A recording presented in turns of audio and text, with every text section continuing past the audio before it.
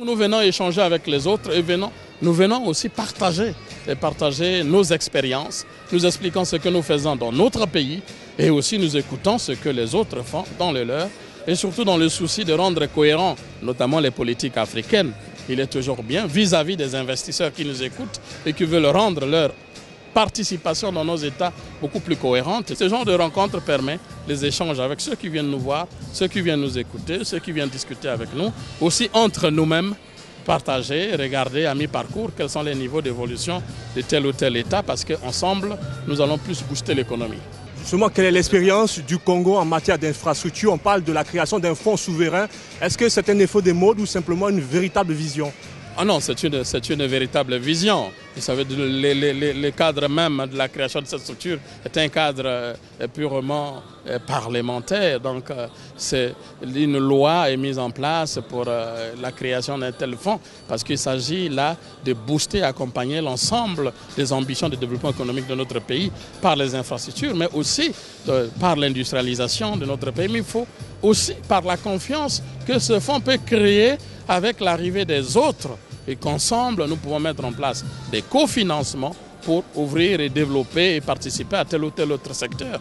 Et puis, c'est aussi un mode de gestion de type privé, avec des mécanismes assez simples mais rigoureux et qui peuvent être levés plus facilement que d'attendre parfois les institutions financières internationales ou bilatérales, où il faut attendre longtemps, remplir telle ou telle chose, à faire des allers et retours.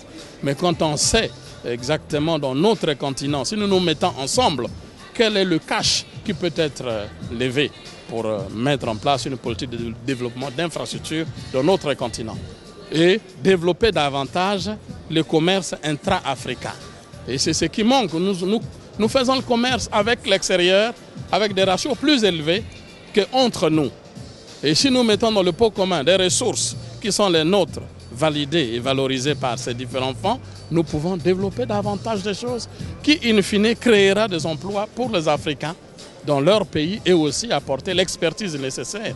Et surtout, le président, le chef d'État hier parlait des transformations in situ, parce que les richesses existent. Mais si les richesses ne créent pas une croissance véritable, c'est parce que, in fine, ces richesses ne sont pas transformées sur place. Si nous avons toute la chaîne de valeur complètement fiabilisée, complètement sous contrôle, jusqu'à la transformation, les usines seront chez nous et à ce moment-là, les produits finis se feront chez nous puisqu'il s'agit là de nos propres ressources financières. Dernière question, on sent une embellie financière, une embellie infrastructurelle au Congo. Quel est le secret du Congo aujourd'hui? Non, il s'agit de comprendre que l'Afrique a la croisée des chemins, comme je le disais tout à l'heure, et que pour assurer le développement du continent, donc en particulier celui du Congo, il faut mettre en place les infrastructures. Les ressources naturelles telles que nous les possédons sont des ressources épuisables. Nous pouvons les exploiter et si nous les exportons à tout moment, au bout d'un moment, ce sera fini. Mais si nous n'avons pas créé les conditions pérennes d'une économie véritablement pérenne dans notre pays à travers les infrastructures qui sont on peut dire le booster de cette économie puisque ça ouvre sur l'industrie. Quand on a l'électricité, on a les routes, on a le chemin de fer, on peut faire l'ensemble des choses et nous pensons que c'est un sacrifice qu'il faut faire.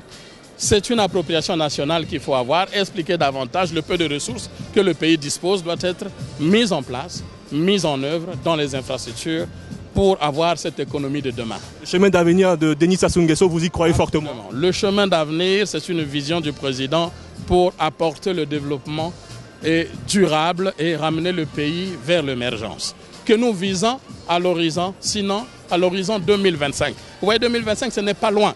Donc, il faut créer, endiguer tous les facteurs bloquants. Donc, mise en œuvre véritable des infrastructures, formation qualifiante pour s'approprier les choses, les expertises qu'il faut pour pouvoir œuvrer nous-mêmes et transformer tout ce qui se fait sur place. C'est un grand challenge. On est sur le bon chemin, je pense.